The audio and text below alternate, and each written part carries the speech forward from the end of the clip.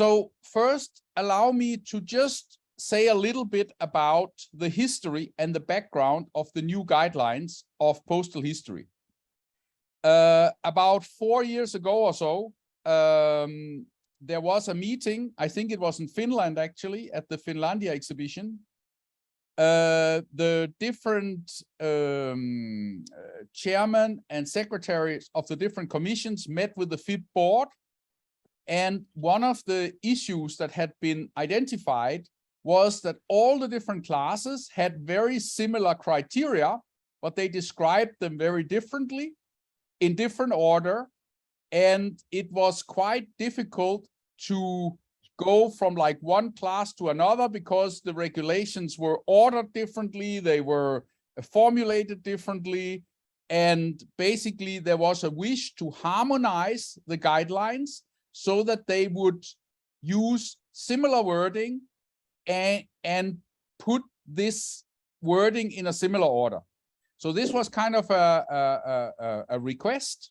So actually the new guidelines in general do not have a whole bunch of things that are different. Actually, what's said in the new guideline was also said in the old guidelines. It has just been ordered in a different order.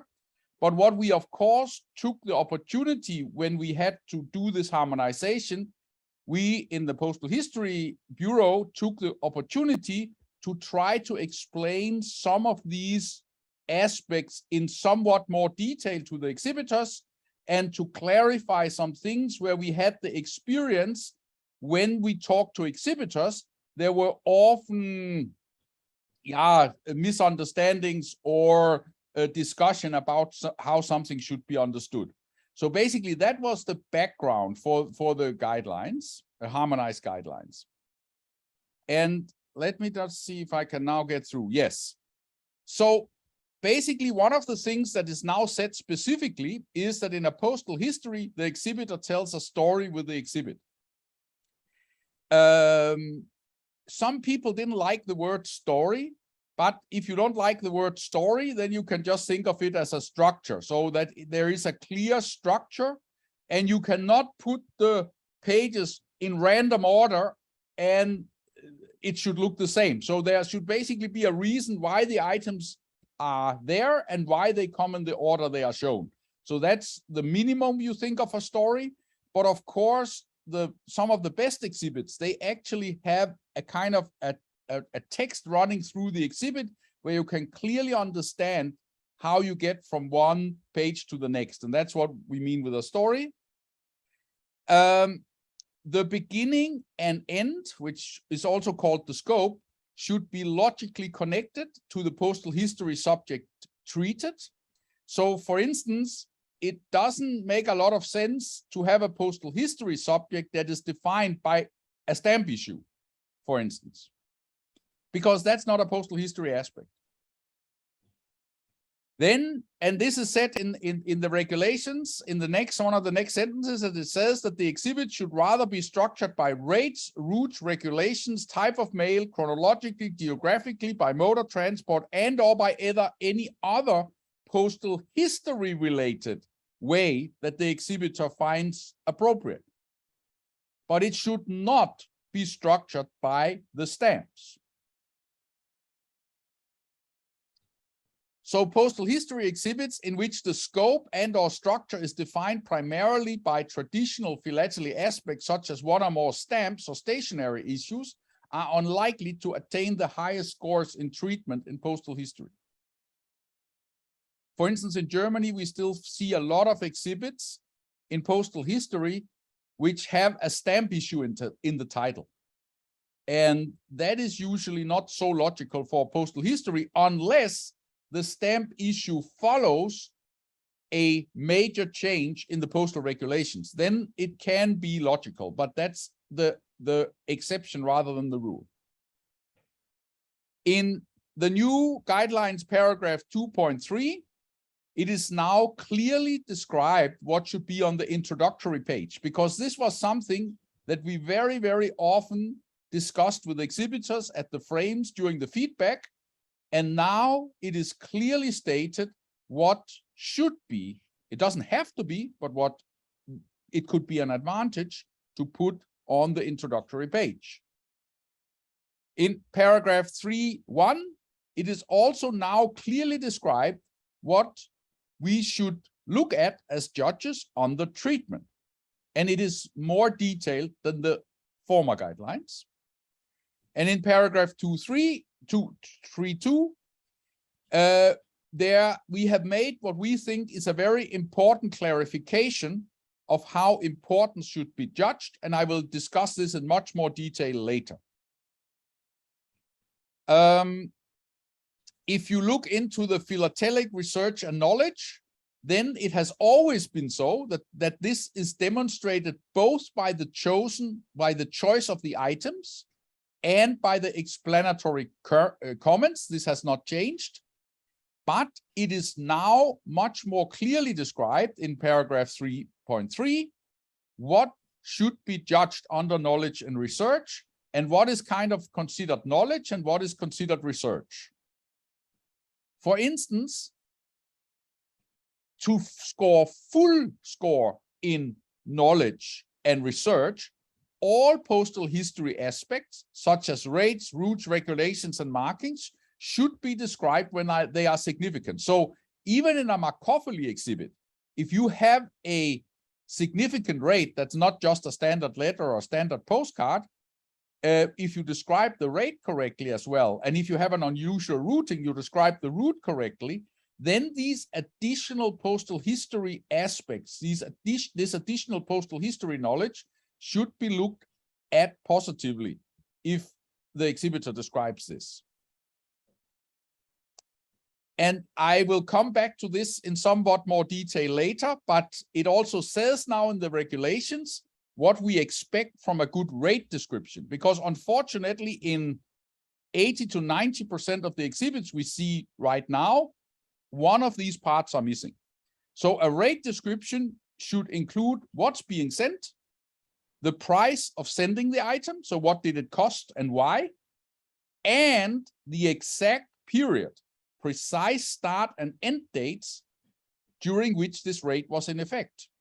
And I will talk much more about this later as well, because if you don't have the rate period, you cannot check whether the paid rate is actually from the right period. So the rate period is important in addition to what it costs. And many exhibitors forget the rate period, partly because that sometimes require quite a lot of personal study and research to find out exactly when the rate started and when it finished. Sometimes it's very easy, but sometimes it's quite hard.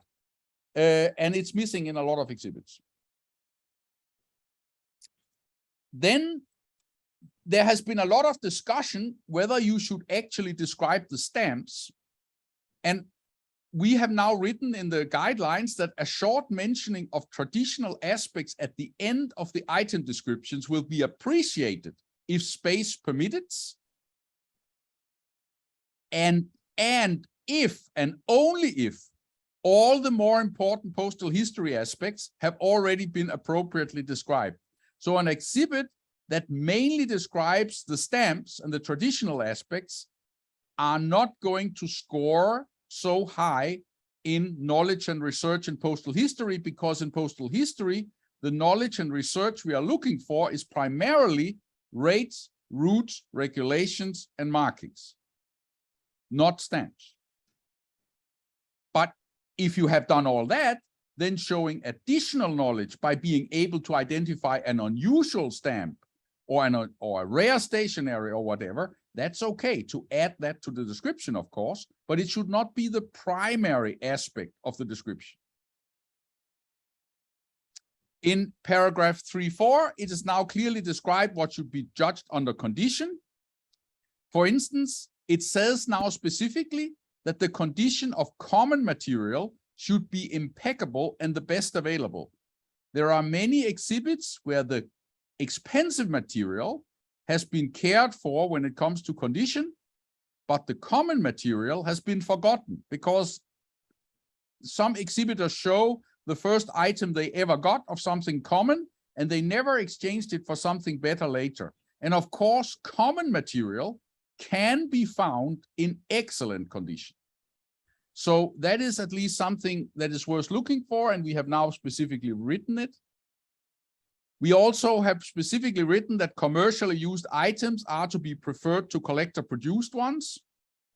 And if an item has been restored or manipulated, and that is an increasing problem, it must be described as such. Especially in a classical American philately, a very, very large number of their most famous covers have been quite extensively repaired. And usually the exhibitors don't show it, but they say it, but they have to do it because that's a condition issue. If you have rarity statements in the exhibits, and they are usually good, but they should ideally be factual, and the source of the information should be indicated on the title page. This is now specifically stated in the guidelines. Rarity is primarily related to how many examples exist and from how broad a perspective the items are rare, but not directly to the price of the item. But there is one very important part of this sentence, and that is from how broad a perspective the item is rare. And why is that? The problem with postal history exhibits is that every single item in postal history is unique if you use enough words to describe it. For instance, this is the only known cover from village X sent on this date to this person in this village. That is a correct statement, but the importance of that rarity statement is 0. So we cannot just say how many exists. It has to be how many exists from how broad a perspective. The broader perspective for which something is rare, the more important that rarity is, and the rarer it is in the judging terms. And this is very important in local exhibits. For instance, these birth town exhibits, which we see a lot of in postal history, at least at the national level. There is a lot of discussion with exhibitors who say, well, this is the only letter with registration from this year I have ever seen from this little town. Well, that is true. That's a very specialized rarity for that small collecting area. But if registered letters are not rare, if it was from any other village or town in that country, then the perspective from which it is rare is not very wide, and it will not score extremely high in rarity if the items in a local area exhibit are only rare from that very local perspective. However, if a local area exhibit has a lot of items that would be rare from any location in that country, then of course the rarity is more important and should also get more points. That's quite an important discussion and realization that we need in order not to score every little village postal history exhibit with way too many points that it will not be able to hold at the international level. The rarity in postal history exhibits should primarily be considered from the postal history aspect of the item, which means that a rare rate, route, or postal marking is usually much more important when considering rarity in postal history than a common postal history item franked with a rare stamp. A rare stamp is not a postal history aspect. If an exhibit contains very rare material, the exhibitor should draw attention to this fact in the descriptions of the items, and it should be described exactly what makes the item one of X recorded. And this is because what I said before, at a detail level, almost every postal history item becomes unique, so the relative level of rarity will be considered. And for the same reason, simple expressions like unique, very rare, or only recorded without any clear statement, why is it the only recorded? From what perspective is it the only recorded? It gives zero information in postal history because almost every postal history item is unique. I would like to give you the chance to just ask questions. If you have any very specific questions to the new guidelines, there's anything you think is unclear or anything like that, then let's take those now. Henrik, it's Mark. I might have one that you might cover in more detail in your next presentation, but I was interested to know why in the new regulations they retained the reference to postal history exhibits that are treated according to the stamp issue, and saying, well, yeah, you can do that, but you can't expect high points. I mean, to me, I can't understand why that was kept when the sentence before that makes it very, very clear that postal history exhibits must be treated according to the postal history aspects of that subject. Well, it is because I agree that it should not be treated like that. I fully agree with that. We have, however, of course, in the FIP, the situation that we need to find compromises between judges and exhibitors from many different countries. So it is not every wording that I would personally put like that. It's also not every wording that every other member of the Bureau would put exactly like that. But the FIP is a little bit like the United Nations. You have to make compromises, you know. And there are certainly, and I can see the reason for that. People are very, and I think it's right, we should be very careful excluding certain things completely. What we should do is give it less points. But if you have an exhibit that says this and this and this issue, the usage of this and this issue, if the treatment is by rate or by type of mail, not by stamp, I think that exhibit will still score more points in postal history than it will in traditional, because all the stamps will be missing, the essays and proofs will be missing, all of this other stuff will be missing. So I don't think it's dangerous if we have too strong a formulation in postal history regulation that we would kind of have to disqualify them or send them to, if we would have to send them to traditional. The rule we have is we judge it where it gets the most points. And I think some of those exhibits that have a suboptimal title, they still are clearly treated like postal history exhibits and therefore should still be judged in postal history, but would get less points than if it had been a truly defined postal history exhibit. That's the background of that rule. Thank you. That was an excellent explanation. And we did discuss yesterday, we thought that the compromise element was behind that, but I think what you've added today, I think that does also give us a perspective, because we definitely don't want to be excluding exhibitors. It's hard enough to find exhibitors. We don't want to be excluding people, do we? No. So I actually think this is a very good solution, even though it would maybe not have been something I would have suggested first, but I think it is a very good solution actually. And I do think that the FIP, with all these different perspectives, some countries doing it somewhat stricter than others in their national level, I think the compromises that come out in FIP are generally quite well thought through. And I actually now can see why this solution is the better one. Thank you. Does anyone else have a question for Henrik before he proceeds? Okay. Thank you, Henrik. We'll let you keep going. All right. So now I would like to go a little bit through the judging criteria in postal history. And you all know them, I'm sure. It's treatment 20 points, philatelic importance 10 points, personal study and research 35, condition and rarity 30, and presentation 5. Generally, philatelic importance and condition and rarity are usually material driven. So, and since they are material driven, we have to be very careful when we give feedback to exhibitors never to say, you must buy so-and-so. No, the exhibitor must buy nothing. It's the decision of the exhibitor what they show. And maybe the economical situation of the exhibitors is so that they can just not buy the items, that the rarer items, and we have to respect that. So the red areas are strongly material driven and to some degree more money driven than the blue criteria. Personal study and research and presentation is to a very, very large degree time driven.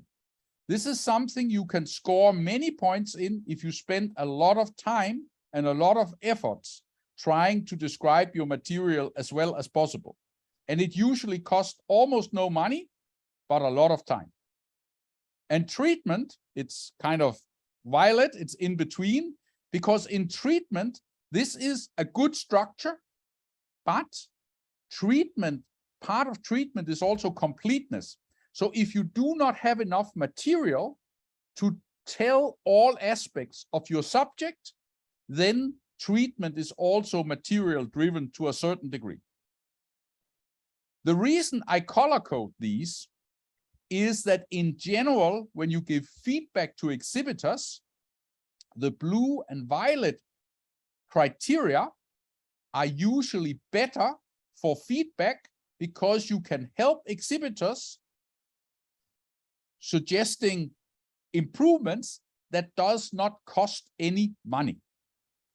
And this is always very good feedback subjects, because this is something they can do if they want to do it. Okay, now, of course, you need to have a title page or introductory page. And if you see this one, you will say it's an awful page. It's awfully full of text and so on. But this is actually my title page for my postal history exhibit. And the reason for that is that this page is sent to the jury before the exhibition, and I want to use all the space I can to communicate with the jury in advance. It's the only page in my exhibit without material, of course, but this page always contains certain things. It contains the plan, of course, which you can see in the box. It always starts with the purpose of this exhibit is, and so on. So there is a clear purpose statement. Then there is a section on the overall structure. And then in my case, I then go into a bit of more structure in the domestic and international sections because they are slightly different. And then I go into personal study and original research, and I say on what research the rarity statements are based. So I use a page entirely without material in an 8-frame exhibit, or many people like to put an item on there. That's also okay, but you just have to realize that you may lose half the page of possibility to speak with the judges before the exhibition if you put an item. So generally, if I have an 8-frame exhibit, I don't have material on my title page. If I have a 5-frame exhibit, I often have a bit of material on the title page. But I mean, that's up to you. I think both solutions are possible. And in the new guidelines, there's quite a detailed advice given on what should be on an effective introductory page. Now I would like to come to the criteria that leads to the most discussion between jurors and between jurors and exhibitors. And this is the criteria of importance. Well, what are important areas in postal history? Well, important areas has little to do with which country the material comes from. It has to do with subjects that are illustrating important developments relative to the postal service of the world. And what could that be? Well, this is the introduction of organized mail. This is early pre-philately, and it can be from any country. It is the introduction of adhesives, so stamps. And the reason why the introduction of stamps is important in postal history is because it almost always comes together with a reduction in postal rates, which are obviously a postal history aspect. The introduction of UPU rates and regulations affected the whole world. So if you show this with material from any country and you go around all the different types of mail, this is very important for the world of postal history. Mail handling during the World War I and World War II is very important in many cases because due to the wars, new ways of transporting mail, new routes, new solutions to problems were invented during these wars. And this was continued after the wars and is therefore important for the development of postal service of the world. And the same is the case with the introduction of automated mail sorting in the 1960s, 70s, 80s. This is extremely important for how mail is actually distributed today. And the point I want to make with these examples is that these examples are all highly important for the postal history of the world, and they cover all periods from early pre-philately to modern philately. There are important subjects in all ages. What is important is, of course, does the exhibit show some of the aspects that are actually important beyond the town, village, or country that is treated in the exhibit? If that's the case, it's a very important postal history exhibit. In the old days, importance was often judged by judges before they went to the exhibition, because the only thing that was judged was the title. Basically, if you exhibited the introduction of penny post and GB, you always get 10 points, no matter how bad your exhibit was. In traditional, if you exhibited GB line engraved, you got 10 points in importance, no matter how bad your exhibit was. The problem by that is that only the title was judged, not the exhibit. And in all other criteria, when we judge the exhibit, always. The problem was also that a modern exhibit, for instance, that an exhibit of modern material got 7 points or less, no matter how good it was. And an exhibit of a smaller country got 7 to 8 points or less, no matter how good it was. And that, of course, was a problem because it limited the level that could be achieved by many subjects and many countries. The new harmonized guidelines have made it clear how importance should be judged today. And this has slowly changed over the years, and it was actually also set in the previous guidelines, but just not as clearly. It says the importance of an exhibit is determined by both the significance of the actual exhibit in relation to the subject chosen and the overall significance of that subject. The big difference is you can now not judge importance by just looking at the title. You can judge half of importance by just looking at the title, but the other half, you need to actually see the exhibit. So when you judge the importance of the exhibit, you need to give consideration to how difficult is the selected area to collect.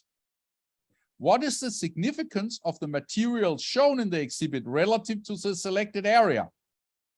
What is the significance of the selected area and material shown relative to the national philately of the country?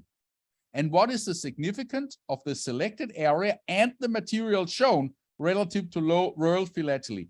Notice that in every one of these sentences in the new harmonized guidelines, it says the significance of the selected area and the material shown.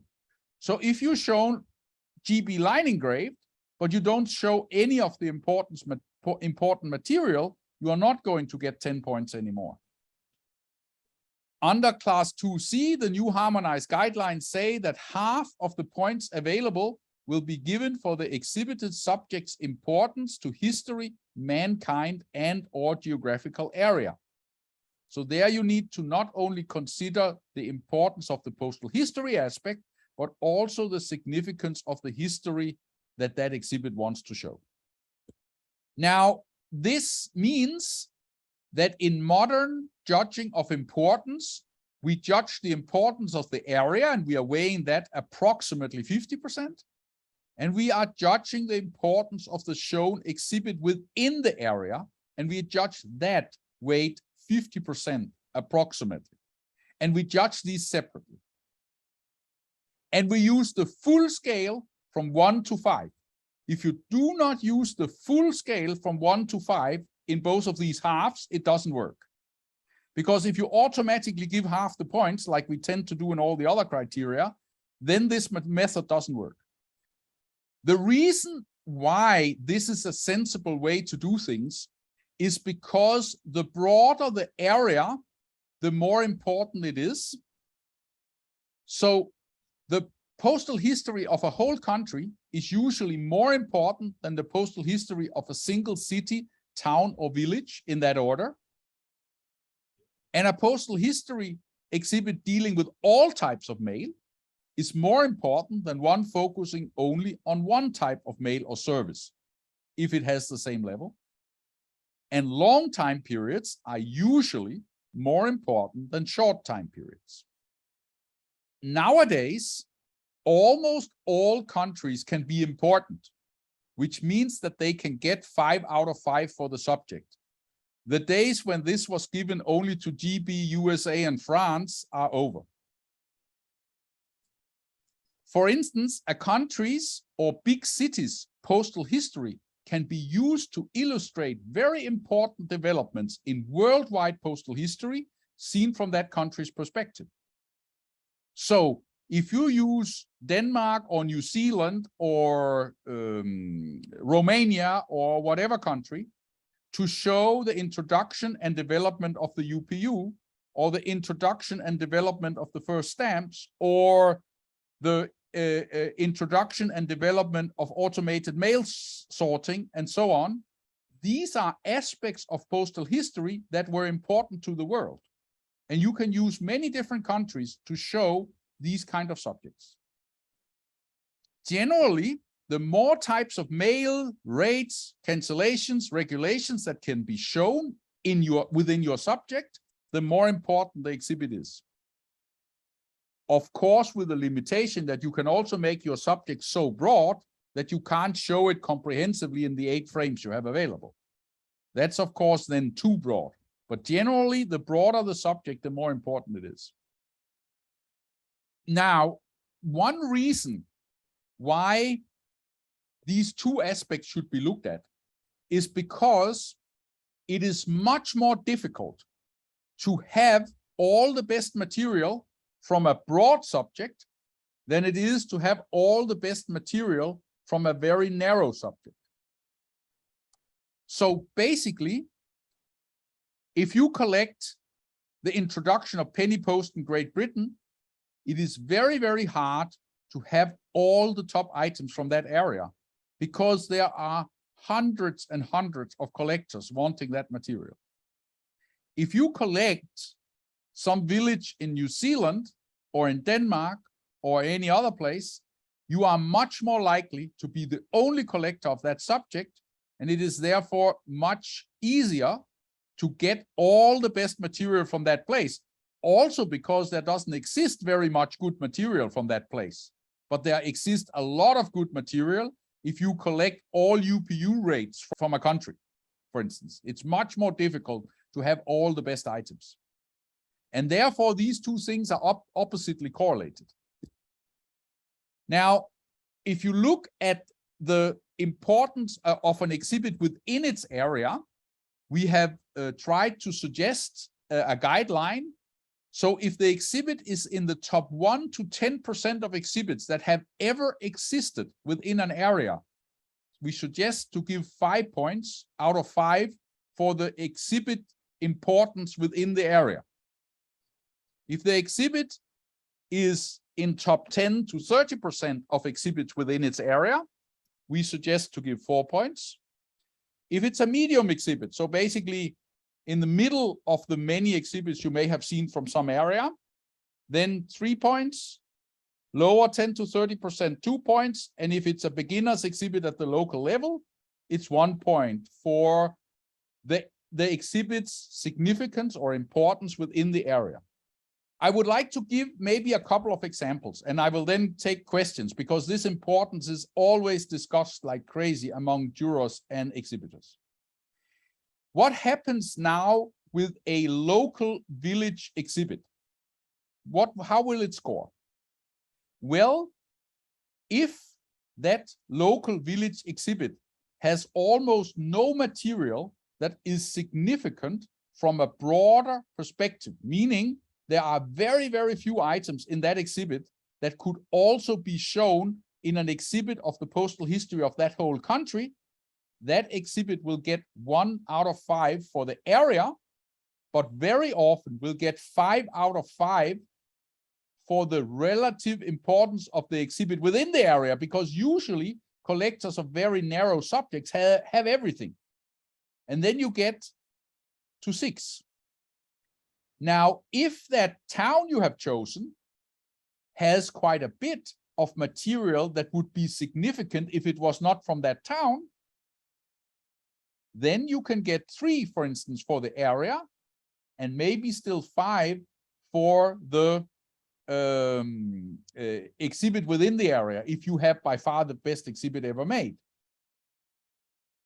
In very classical collecting areas, it's more typically the other way around. So if you collect the postal history of the Ceres issues of France, or that would be a very bad title, but let's say postal history from 1849 to 1875 of France, the area will get 5 out of 5 in importance, but very, very few exhibits will be the top 10%. So it's much more difficult to get to be among the best exhibits within the area, and they would typically get fewer points on that side. The result of this way of judging importance is that very good exhibits of more modern areas and more narrow subjects will get more points than before. Exhibits of classical subjects that are very far from having most of the significant material, they will score less in importance than before, and a lot of exhibits will score exactly the same, just for a different reason than before. I would like to open for discussion, since this is always a hot potato subject among judges and exhibitors. Jeff Long. So tell me how you would judge this one. I've got a 5-frame exhibit of the late fee service offered by New Zealand Post in New Zealand from beginning to end. It's the subject that hasn't been researched very much before, hasn't been any exhibit on that material. What was the subject again? I didn't hear it. Late fee. Late fees. Okay, yeah, late fees. Paying a late fee for mail posted It's like after closing date. A supplementary mail service. Yeah, that's like if you get to the post office late in the day, right? Yeah, that's right. So it's got some items in there which would fit into a much broader subject area of importance, but stuff going back to the 1860s and 1870s. So how would you judge that one? Yeah, okay. I mean, that is extremely difficult when I don't see the exhibit, but let me give it a shot nevertheless. Yeah. So, I mean, late fee is, of course, a fringe aspect of postal history. So there are many, many other aspects of postal history that are more important than a late fee. A late fee was a rather unusual thing. Now, if your exhibit combines these late fees with a lot of different types of mail, with a lot of, so kind of your items show side stories that are important generally, then I would say a late fee exhibit that covers the whole period of late fees can, for the area, depending on how it's made, get between 2 and 4 points for the area, because it can be 2 if it's really only the late fee and your items are not able to show anything else significant, then I would say it's a 2. If you have quite a good variety of other aspects that you can show kind of as well, then I would say it's a 3. And if you have a lot of it, it could be a 4. And for the area, since your exhibit of the late fee is probably the best that has ever been made, it would get 5 out of 5. So you would vary. Typically, I would say, my guess would be you would get somewhere between 7 and 9. Oh, well, that's excellent. I think I might enter it again now that half the judges have heard that. And we won't keep you to that, Henrik. Sorry? we won't say that's the answer. We'll keep our minds open when we judge Jeff's exhibit. Yeah, you have to keep you cannot judge importance anymore without seeing the exhibit, you know. No, of course. No, we understand. Any other questions? I mean, you're right. This is a topic that does cause lots of discussion, but we have had lots of discussion ourselves over the course of this weekend. And I think the other thing I would say, Henrik, and I certainly found it for myself very useful, your explanation of the way that the two halves, if you like, of the criteria are to be assessed. I think your explanation was excellent. It may be that might have stifled some of the questions that people who sometimes find this topic quite hard, hopefully have got a really good, clear understanding of that now. Is there any other questions though? No? I think actually this new way of doing it is relatively easy to deal with, because you can also much better explain now to the exhibitors why you give 7 points. You know, it can be 5 for the area and 2 for the exhibit, or it can be like 2 for the area, but you have the best exhibit and therefore you get 5. And then suddenly people get happy for a 7 because they got 5 out of 5 for their exhibit within the area. And you know, then you people get more happy with a 7 than they were before, you know. I think that's absolutely right, and I think that that is an issue that you've identified that I've certainly experienced before, where people are saying, well, hold on a minute, you're saying to me my exhibit isn't that important, but what we can say now is, yes, it is actually very important. In fact, it's probably the best ever on this side of the equation, and that's why you get 5 out of 5. Yeah, and we also, you know, many exhibitors are frustrated because they say they can't improve importance. I don't agree with that, because if you, for instance, do this late fee exhibit you talked about before, you put a lot of effort into getting late fee on insured letters, on express letter, registered letter, printed matter. I don't know if late fees existed on parcel cards, right? But I mean, it will do in some countries and not in other countries. But I mean, so basically, if you can work on getting unusual stuff in as side aspects, and then you can actually improve importance. And that is also usually a better discussion to have with an exhibitor than the discussion we tended to have before, where I say, well, you can't do anything about that score. Yes, yes. And I suppose it's also where sometimes what exhibitors do with, for example, our late fee exhibit, is they focus so much on the late fee aspect, they may be putting in some very interesting covers, and they haven't even thought to describe some of the other postal history aspects, which could really lift their importance up. Yes. And that's also very important if you want to have full score in knowledge from somebody like me. I mean, I will not give full score in knowledge if you have only described your primary subject. You ought to get in the high 30 or above. You also need to describe the rates when they are special. You also need to describe if there is a rare marking on it, you should describe it. If you don't do that, I will not give you full points in knowledge and research. Yes, thank you. All right, well, there's no other questions, so we'll let you continue if you've got more to give us. Yes, sure. I'll come to the next criteria, which is treatment. And treatment is defined in the guidelines as the development, completeness, and correctness of the material shown. Notice that completeness is part of the score. A modern exhibit tells a story, and a story is logically structured with an introduction, a substantial content, and a good ending. The perfect treatment can only be achieved if you own a large proportion of the best material. Why is that the case? This is the case because the perfect treatment illustrates all aspects of your subject. If you don't have the rare material or the unusual material, you cannot tell all aspects of your story because you can't show the material. So the people who say that treatment is the emphasis on treatment, I think treatment has gained in importance over time. and say, oh, the importance of the material should stay the only really important matter. Well, I have to say the material is still very important, because if you don't have the best material, you cannot have the best treatment. However, you can easily have the best material without good treatment, because you may put it up in a more or less random order and not tell a story with it. Then it doesn't help to have the best material. But if you tell a good story and a completed story, then if you have the best material, you can tell a better story than if you didn't have it.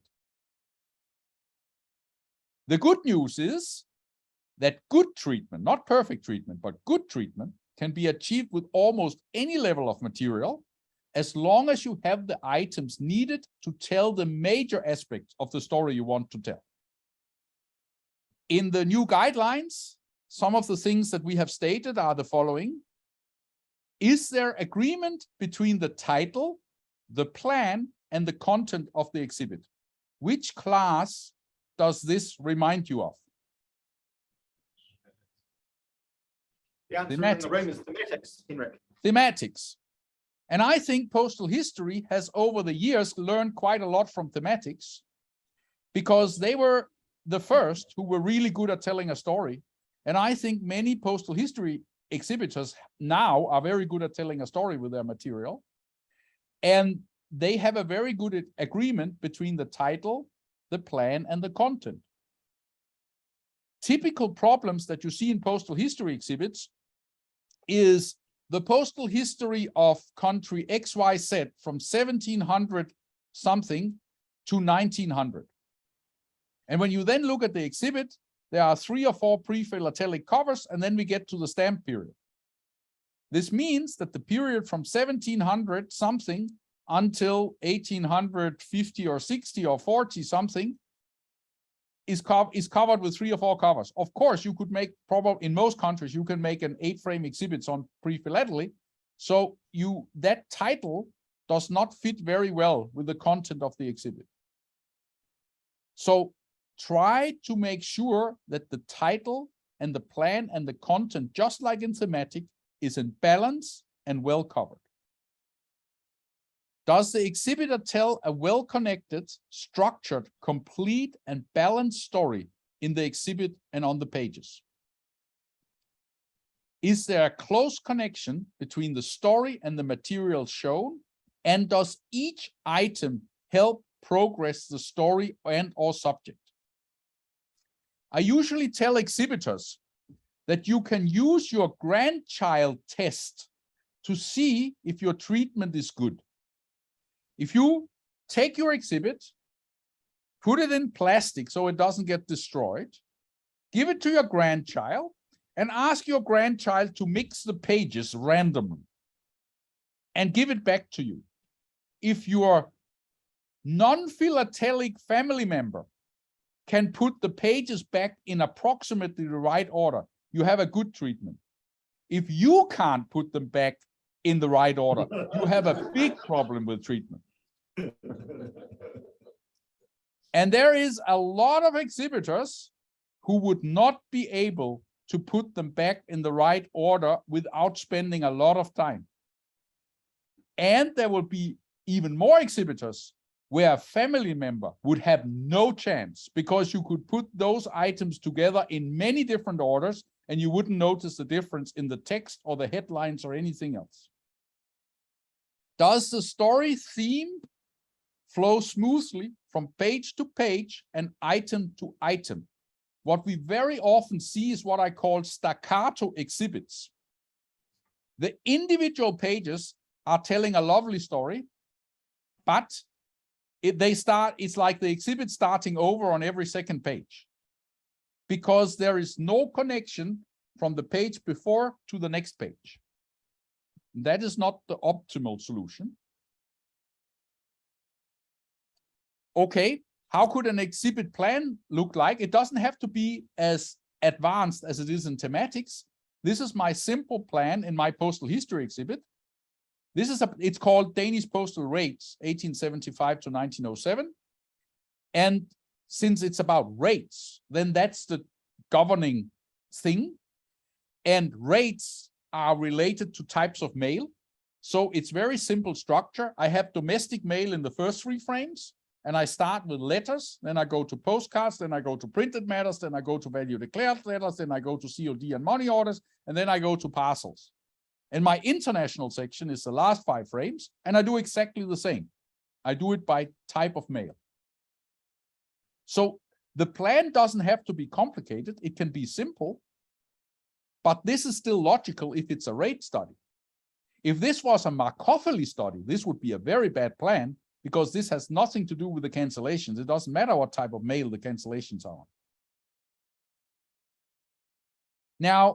Now you have seen my plan. Now I would like to show you how that plan passes on to the pages. So I have must-know information on all my exhibit pages, and this information is always in the upper 2 corners. In the left side, I always have the chapter the judge is in right now. And in this case, this is the first page after the title page. So this is chapter 1.1, domestic letters. And below I have what's shown on this page. And in this case, it's standard letters. Since this is a rate study, the headline on the right side of the page shows the rates I show on this page. And the rates here says domestic letters, 8 euro, 1st of January 1875 to 30th of September 1902. And the next line says domestic letter 10 euro, 1st of October 1902 to 5th of October 1919.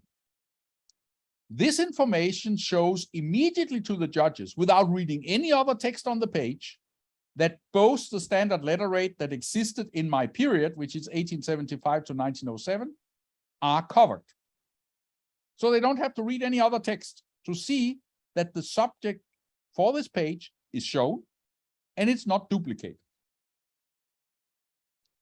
The next page says domestic letters, registered letters from the first quarter of 1875, and up here in the rate it says registered letter 12 skillings equal to 25 euro, 1st of January 1875 to 31st of May 1875. This is a very special rate, which was due to the conversion of the old currency to the new currency. And now I would like to show you all the first pages where you can't see the material, but I would like to show you that by just reading the upper 2 corners, you can understand the structure of my exhibit. You can also see the completeness of my exhibit, and you can also see that all typical aspects you want to cover are covered. So if you read the left side, it's all the same chapter, so it's all about domestic letters. And the first one is about standard letters. The next one is about letters to and within Greenland. That's because there were some special rules for that. Then there's registered letters from the first quarter, registered letters, avis de réception, and express letters. These are all the different types of letters that exist in this period. So this is covered.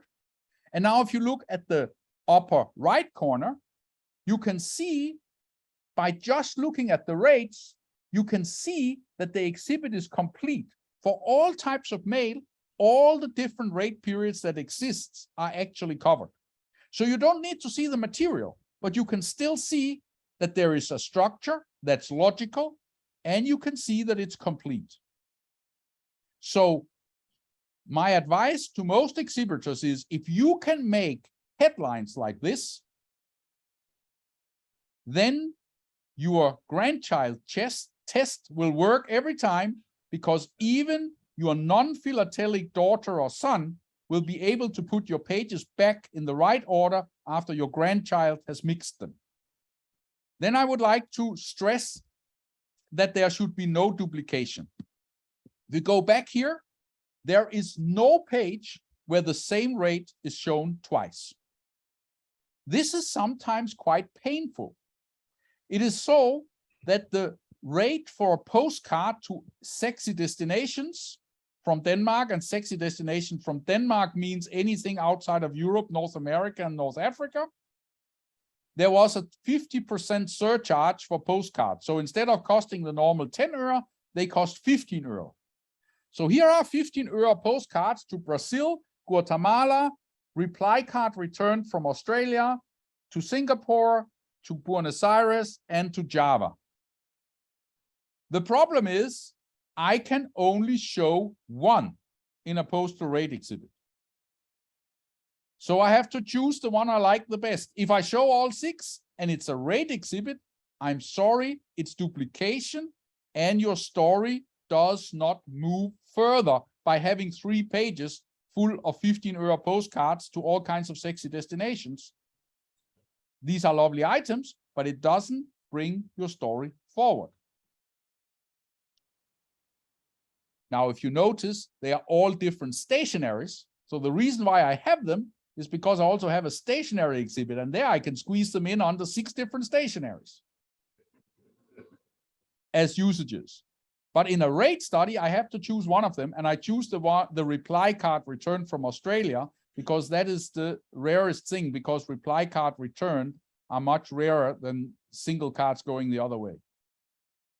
Okay, so I would like to take questions on treatment now before I go to knowledge and research. So are there questions to treatment? You made a statement about to the effect that you couldn't score maximum points for treatment without having the best items, because you can't tell the complete story without having the best items. But aren't you really saying that you have to have the best items to score maximum for treatment, and also you have to have the best items to score maximum for rarity? So are you not rewarding the same thing twice? I know there is some judges who have a religious opinion that there can never be what some call double dinging and so on. In real life, there are certain aspects of your exhibit that counts in different places. So let me put it this way. If you have a rate study and you lack 20 out of 40 pre-UPU rates, because all of them are really, really rare, you have a problem in treatment because you cannot show the rates to the different countries. So you cannot explain, for instance, the rates to South America, or you can't show the ones to East Asia or whatever. There will be some you can't show. That's a problem for treatment. Now, if there are, let's say, 3 or 4 of each, and there's like one that has a rarer franking, for instance, that is not so important. That's not important for treatment, which one of them you have, because you have the rate represented. So there can be items that would count more in rarity than they would count in treatment. So that statement that I was making there is really, it's essential to think about, do you have enough of the rare material that you can tell all aspects of the story? That's important for treatment. But in rarity, there are additional aspects than whether you can tell everything that goes into that. So it's not exactly the same, but there are, of course, items that will help you in several scoring places. This is just a fact. I mean, let's say, I can tell you an example from my collecting area. There is only 4 commercial paper covers known from my period. So this is a very, very rare type of mail from my period, from Denmark. And there's only one of them that's registered. But if you want to show commercial paper, that's a special type of printed matter in the UPU, but you had to pay at least for the 4th weight rate. If you want to show that and you don't have any of those 4 covers, then you have a problem in treatment. If you have one of them, you don't have a problem in treatment. If you have the registered one, you have the highest score on rarity, but you don't have to have the registered one in treatment, because the registration fee you can show on something else. So I do think there is a difference, but I mean, there are items that will help you in more than one category. That is unavoidable. I hope I kind of explained myself. Yes, I'm thinking about it. Thank you. Welcome. Any more questions? No, I think you can take that as a credit, Henrik, that we don't have more questions, is because you're you've explained these things so very well that if we do have questions, as Jeff says, we're still thinking about them. All right. We will take a general question round as long as you want in the end, right? So, okay, I'll go to the next criteria, knowledge and research. Thank you. In postal history, it is mainly the knowledge about rates, routes, postal regulations, and postal markings that are judged in knowledge and research in postal history. The items should be well described, and the postal history aspects should be described first, because that's why the item is there. It is not there because of the rare stamp. It is there because of the rate, the route, the marking, or the regulation that item shows. Therefore, that should be described first. Of course, the choice of items reflect knowledge of the chosen area as well. And you should also have reference to existing literature on your introductory page and or your synopsis. But please refer to literature that a judge has a chance to find. A very important aspect is that rarity statements demonstrate knowledge. So rarity statements do not only help you in rarity, they also help you in knowledge, because a lot of leading exhibitors have spent a lot of research time finding out how rare different rates, different frankings, different markings are, and also when are the earliest recorded, latest recorded date for markings and things like that. So the rarity statements in these exhibits actually reflects research. The fact that you have done the rarity research so that you can make rarity statements, that counts in knowledge and research. The fact that you actually have the rare items, that counts in rarity. You can have done the research on the rarity without having the rare items. You can also have the rare items without having done the research in rarity. So again, some items may help you in more than one category, but it's a different reason why they help you in more than one category.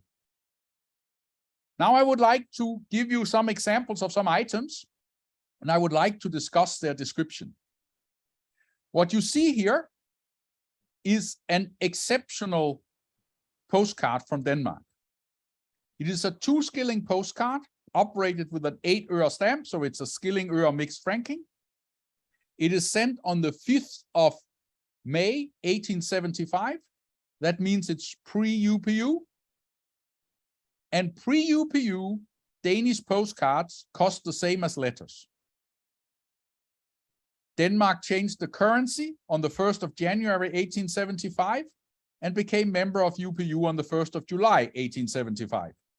So pre-UPU rates to founding members of the UPU only ran in øre currency, only ran for 6 months.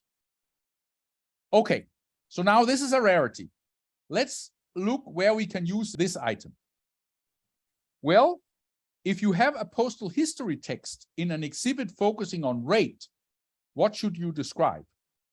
Well, pre-UPU postcard sent to Hamburg, 5th of May, 1875.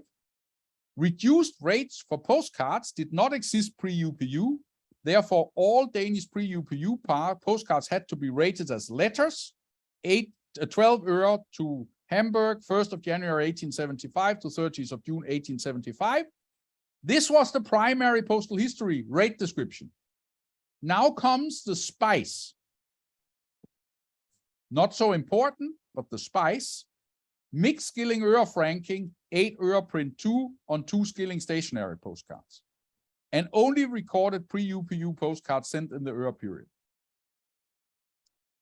Now, let's look at another text. Postal history text in an exhibit focusing on cancellations. You should not use this item because the very common combined 181 cancellation that you see on this cover is struck very, very poorly, and it can be found in much better condition on other covers. So in a Markoffeli exhibit, this is a poor choice of item. No matter how rare it is, because the primary reason for showing it is the cancellation, and you can't read the cancellation on this item. In a postal stationery exhibit, for instance, you would describe the postal stationery first. You would describe 2 skilling postcard, print 2, this and this little mistake, this and this plating information, whatever, and then operate it with 8 euro. And then, by the way, it's a rare rate. Then the rate is the spice, and the description of the stationery is the primary description. If it's a traditional exhibit, you could use it. This is 8 euro print 2, position B68 in the sheet. So if it was a traditional exhibit and you didn't have anything better with 8 euro print 2, you could put this item there, but you would then describe 8 euro print 2, position B68 on a 2 skilling postal stationery card, print 1, this and this mistake. And by the way, it's a rare rate. Then again, the rate description is the spice and the stamp is the primary description. Let me come to a different topic. What should a good rate description include? What do you think about this rate description? It's descriptive only, Henrik. Yes, it's what It's what you can see. Yes, this is what I call a grandmother description. A grandmother description is a description that your non-philatelic grandmother could have written, because any human being with no philatelic knowledge could have written this text. Insured letter to Sweden. Well, you can see it's something with money and it says Sweden on it. Sent 14th of February, 1896. Well, the cancellation clearly says 14.2.96. Rate 84 euro. My grandmother can also add 20 plus 20 plus 20 plus 20 plus 4. This description is extremely common in postal history exhibits, and it should basically get 0 points for knowledge. No, we never get less than half the points generally, but I mean, it should get very, very few points for knowledge because there is no knowledge in this description. This may sound harsh, but this is actually a fact. And I have now told this term grandmother description to so many people in so many countries that I'm starting to get told, oh, Henrik, this is Henrik's grandmother description. Yes. And it's going to be used in New Zealand from now on. Okay, yeah. I mean, in India, they make jokes of it all the time now. Oh, my grandmother could have made this description. Yes. And if your grandmother could have made the description, you need to improve your descriptions in your postal history exhibit. Let's try this one.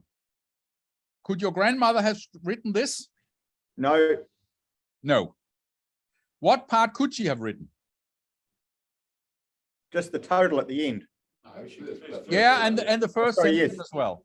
But you need Yes. the first sentence still, because you have to tell the viewer it's an insured letter to Sweden sent on this and this date. Because if you don't say on which date it is sent and what it is, then of course it becomes more difficult to understand the rate afterwards. But here you say letter to Sweden, 15 to 125 grams, 20 euro, plus registration fee 16 euro, plus insurance premium 48 euro for this rate, for this value range. No non-philatelist could have made that description. So now you get points for knowledge and research in postal history. But there is something essential missing. The period that rate applied to. Yeah. From when to when? I would say 80% of postal history exhibits lack the rate at least some of the time. So look for that. When you judge postal history exhibits, look whether the rate period is included. And if not, there is a no cost possibility for improvement. But the rate period is the most difficult part of a rate description, because many books will tell you these parts, but they will not tell you exactly when it started and when it ended, because for that you need to go to archives for more special types of mail often. So this is not always easy, but this is why it is so important to see whether these parts of the rate descriptions is there, because if you want 30, 31, 32, 33, 34 points in knowledge, you should have that on all your more special covers.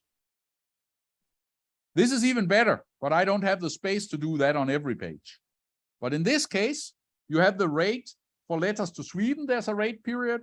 For the registration fee, that's a rate period. For the insurance premium, there's a rate period. And then there is a total and there's a rate period.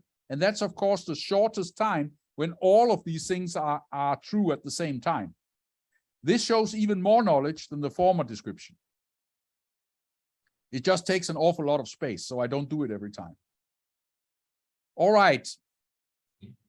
That's what I included now in like about descriptions. Are there any questions to knowledge research? And there are many more aspects of that, but I couldn't take in all aspects if I should keep in a decent time. So are there any specific questions to descriptions and knowledge and research that you are burning to ask? Yes, we do have one question coming for you, Henrik. Yes, please come forward. Hi, my name is Denise Rosenfeld. Can you give us some advice on how to score this section from down from beginners up to the 30 plus? Yeah, I mean, I think there has been there, at least in the countries I have judged, there has kind of been an agreement. We basically don't give less than total 50 points. We give kind of people a bronze medal, more or less, no matter what they come with. So I have very, very rarely seen scores less than 50%. So the grandmother description, if everything is grandmother description, I would say for the descriptions, that's half the points or so. Now you can give some more points for selection of material. So if good material has been selected, you can give some points for that. If a variety of material has been selected, you can give a bit more than half.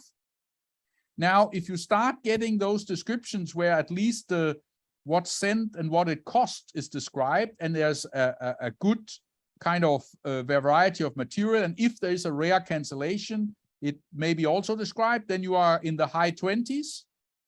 And if you want to get above 30, then all aspects of the rate description should be there. And if there is a rare route, a rare regulation shown, or a rare marking shown by that cover, that should also be described to give over 30 points. So in 30 to 35, I would say you should really describe definitely your primary aspect on all your items, and also some other postal history aspects on some items. And if you want to go to 34, 35, you should also have spice. And I try to say, you know, an exhibit is like a meal. You can make a really good meal if you have good ingredients, yeah? But to make it a Michelin star meal, you also have to use very sophisticated spices and make it just right. The spice in postal history is if I have a rate study and there is a rare marking, I will describe that. If there is the rare stamp on the item, I will describe that. But I will do it at the end of my description. I will only do it when it's special. What I will also do, allow me to go back a little bit to show you what spice is also.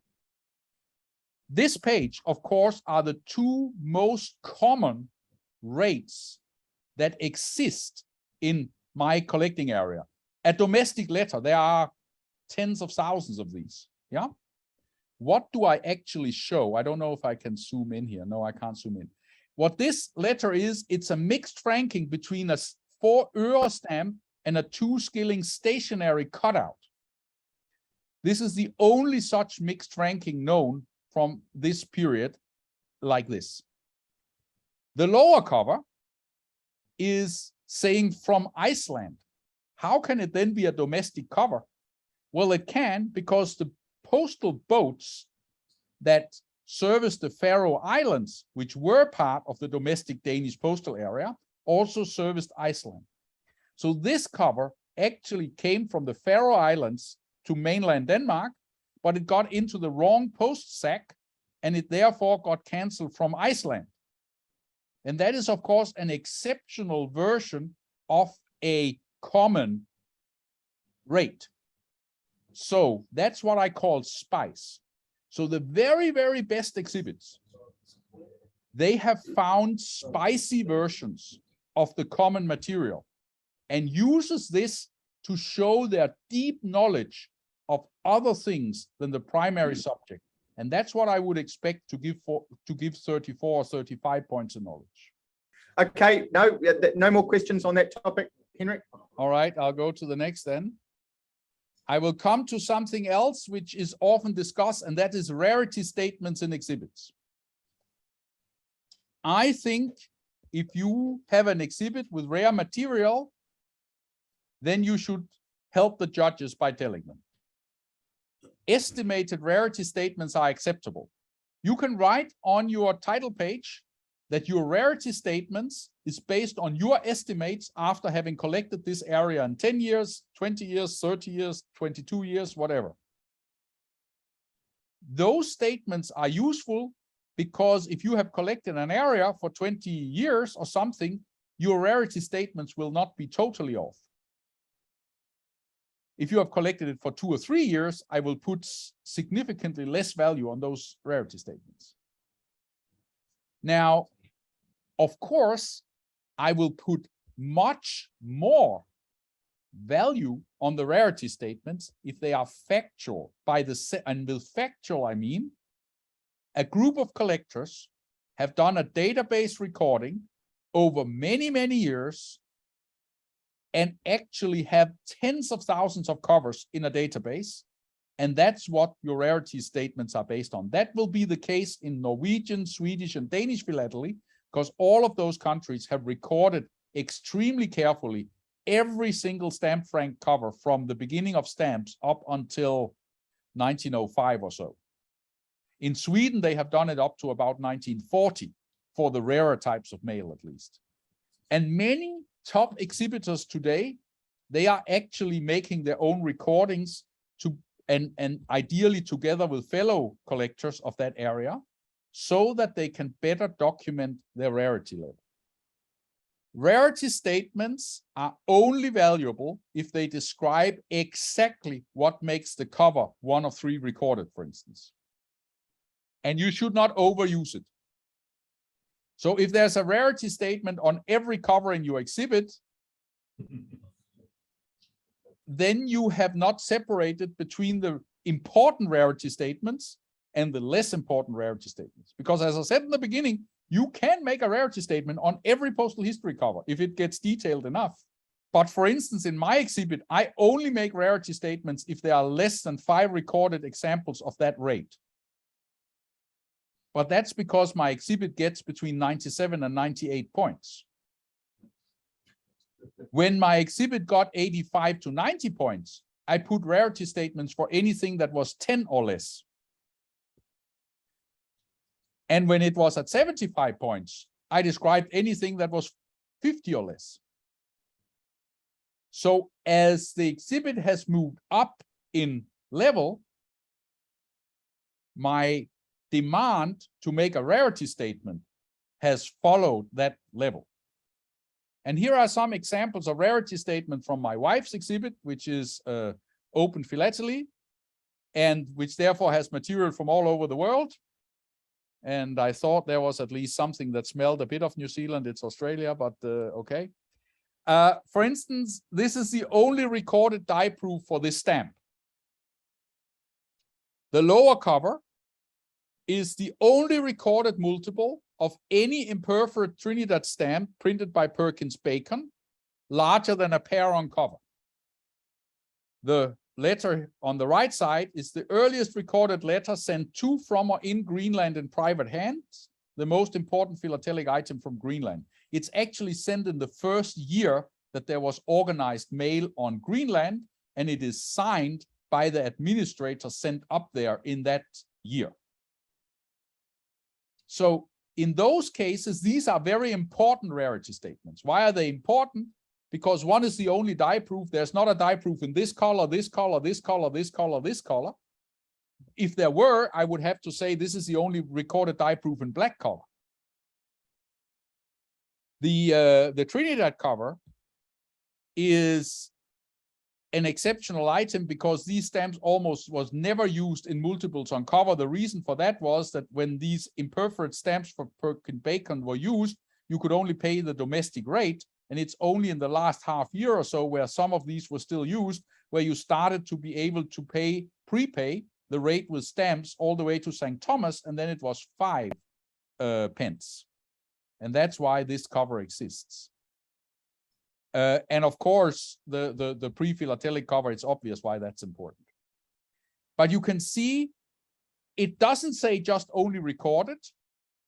It says why it's the only recorded, what makes it the only recorded. And that is very important because there are tons of exhibit that just says unique, only recorded, 1 of 3 recorded, and it tells me nothing if there is not more specific. In postal history, at least, it tells me nothing. For a detailed presentation about judging rarity in postal history exhibits, I have made a YouTube video, which is about an hour long on this topic, and it can be watched on this link.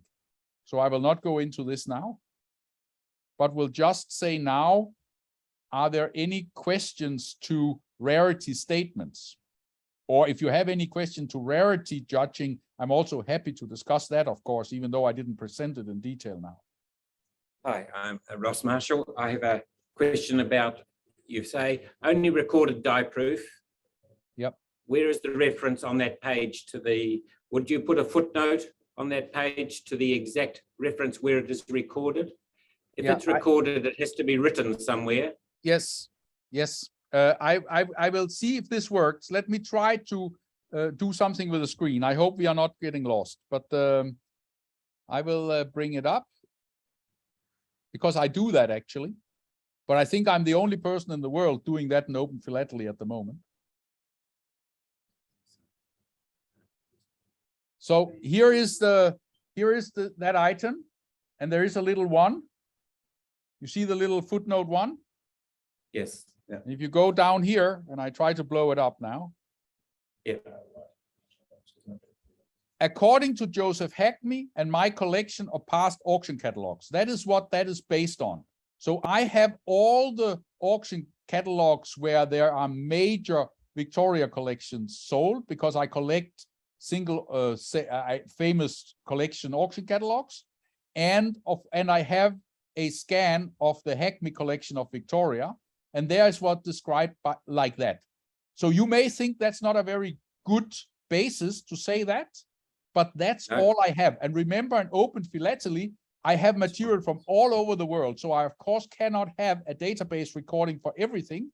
But I think by putting a footnote, then the judge can judge, is this a good basis or a bad basis? But this is my basis. That's what I wanted you to see. Thank you. A general question? Yeah, sure. I'll take a Okay. general question, of course. It's Jeff again in the hot seat. Your title page, which you referred to a while ago, that's the one you send off to the exhibition organizers. Do you also send a synopsis? I do. Right. You want to see it?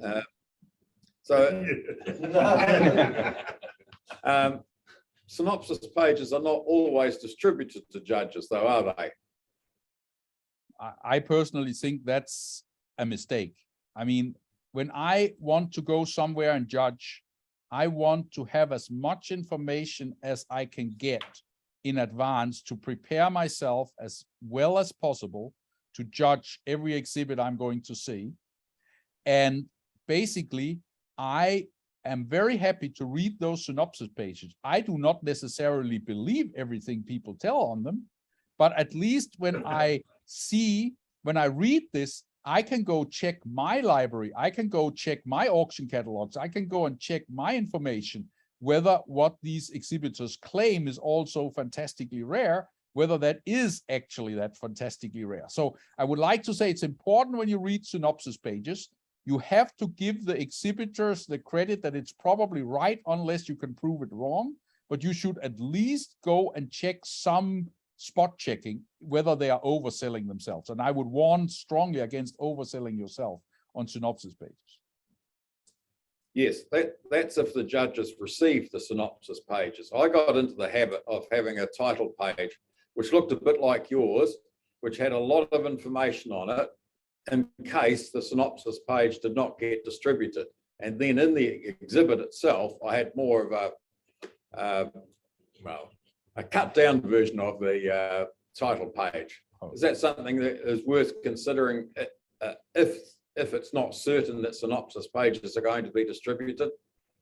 I would say that's very unusual. I mean, I would expect as a judge that the title page I get or introductory page I get before the show is, unless the title was changed or the exhibitor worked on his or her exhibit in the meantime, I would expect that title page to be the one I'll actually find in the frame. So I would be a little bit skeptical about changing it, but I don't see any reason why what you want to tell the judges is not what you want to tell a viewer that comes to your exhibit. I mean, I understand this with mixing a little bit of synopsis page information into the title page. I think that is indeed useful because you are right. Sometimes they are not forwarded, but I don't understand why they are not forwarded. I mean, this is very strange. Okay, thank you. There's a request made, Henrik, that if you do have access to your synopsis you were talking about, whether you could put that on the screen. If it's Yes, not easily found, don't worry. Yeah, I can. That's easy to find. Okay. Does it have to be the postal history one or anyone? Anyone? Okay. Well, I can do my open, which is the last one I have worked on.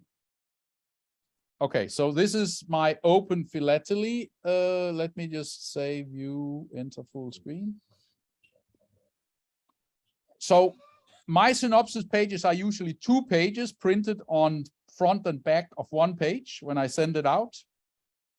I think they should be limited to no more than 2 pages. What I will typically do is I will try to deal with the criteria that is in judging. So you can see here, the first headline is treatment and importance. In this case, I have something called spectacular items of both historical and philatelic significance because it's open. And I want to state that my non-philatelic material are actually historically more significant than the philatelic material. And some of it is as difficult and definitely as rare as the philatelic material. Then I have something on philatelic knowledge, condition, presentation. And then I do have the second page is on the top philatelic rarities in the exhibit. And I try to make it look nice, a bit like a newspaper article, so that it also looks attractive. The general impression here is that that's a beautiful synopsis page. Okay, thank you. Okay, so this is my traditional one. Again, treatment, philatelic knowledge, difficulty acquisition, quality. And then I have something which is very important for an exhibit that has been shown many times. And this is new items since last showing. And I always tell the judges what it got last time before all these items were added. In this case, it was 95 points with felicitation in London and a Grand Prix in a European show. And then I say here, for instance, in this case, I have acquired all the best items from Carsten Jensen's collection of the Danish bicolors, which was a very famous collection. And I bought it privately. And furthermore, and so on. So I try to tell the judges that something happened since I showed it last time. I think that's a very important part of a synopsis page if your exhibit is already known. Henrik, it's interesting you should say that, because I was going to comment myself that I've read different opinions on that, and I'm sure you've seen those as well, where some people say that you shouldn't include on your synopsis page the results that the exhibit has previously received. What would be your response to that? Well, if I had gotten a result I wasn't satisfied with, I may not do it. But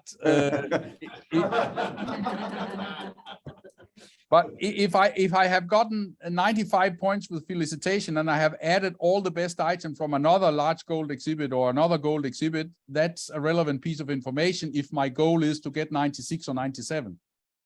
Yes. Yeah. So it depends a little bit what your goal is. I mean, I think if you want, so sorry, I'm a perfectionist. So I try to reach 96, 97 points with all my exhibits. And the last 2 points are very hard to get. And therefore, I want to make the judges aware why they may have to go there. And for that, I think it helps to say what it got last time. Yeah. Could you ask him when he thought he might start on this picture postcard? I'm not doing. I have a picture postcard. question. Did he answer that? Did he? No, I'm not doing picture postcard. I don't collect picture postcards, so that I will never do. But or never do. Never say never. But Henrik, you should count yourself that you're lucky you're not in New Zealand, because if you were, Jeff Long would be saying to you, "Can I have your entry, please?" no, I mean, so far I have done traditional postal history, postal stationery, open literature. No, I have one more slide Oh, okay. on condition. Okay. And that is, this is inspired by Damian Lege, who has a similar graph, but for something else. He's doing it for thematic fit and rarity. He does something similar. But I do here condition and rarity. And I think this is quite important because top quality, extremely high quality, is great exhibiting material, no matter how common the material is, because it is difficult to find at least old material in absolutely perfect, beautiful condition, almost no matter how rare it is. It takes a lot of time if you want to find all your common rates in superb condition. It's not expensive, but it takes a lot of time. So in top level exhibits, you will see that the common material is also in top quality. Now, and I would never put anything that is anywhere near medium quality if it's common. Now, the problem comes if it's super rare, and with super rare, I mean 1 known or 2 known or something like that. And it doesn't exist in good quality. And I very often get the question, should I include this item or not? And in my opinion, the answer is it really needed? So if that item is essential for telling your story, because it tells an important part of the story that you can only show with an ugly item, then I would include it, but I wouldn't include too many so that the overall impression of the exhibit goes down. If the answer is nobody will miss it, I would not show it, even though it's the only recorded. An example, to the Danish West Indies, in my period, there are 3 different pre-UPU rates via Southampton known. First weight, second weight, third weight. It's 98, 196, and 294 euro. The 294 euro, so the third rate one, is unique, but it looks like shit. It has half a stamp on it, and it just looks terrible. I don't show it because I think the judges are fine having seen the first and second weight. They don't need to see the third weight. It doesn't add anything to the story, really. So I don't show it. I have a parcel card sent to the Congo, and it's the only Danish parcel card sent to Africa. It's not pretty, but I will show it because it's the only parcel card known to Africa. So I think it's very important if you have ugly material, a very, very not pretty material, you have to ask, I would recommend that you ask the question, is this really needed or not for your story? If it's needed, you show it. If it's not needed, you don't show it. Now I'm done. We'll thank you in the usual way, Henrik, for your presentation. It was nice to having the opportunity to chat with you, and let me stress, I mean, what I say is of course my opinion, you know, it's not necessarily all right, and it's also of course so that it's the exhibitors who decide what they do. We can only give advice, and in the end the exhibitors decide, but I always say to the exhibitors, you decide, but I give the points. So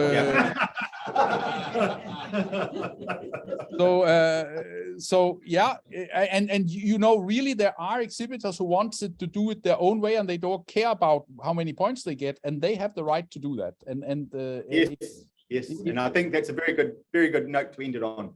Yeah. Thank you, Henrik. Thank you. Goodbye. And enjoy.